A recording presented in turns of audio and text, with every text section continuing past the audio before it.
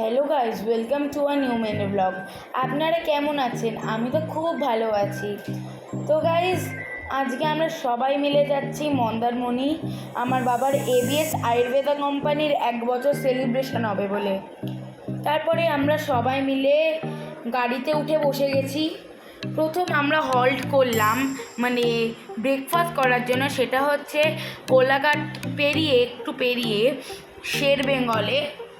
তো ওখানে গিয়ে আমরা ধোসা, ডিমের অমলেট, ডিমের পোচ, স্যান্ডউইচ আরও অনেক খেলাম। তারপরে চা খেলাম।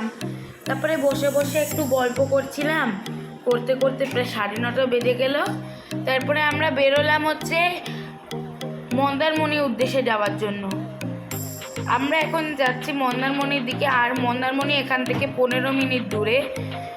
আমরা 15 মিনিট পর দিগন্তে পৌঁছে গেছি, আর বাকিটা নেক্সট পার্টে আসছে। বাই।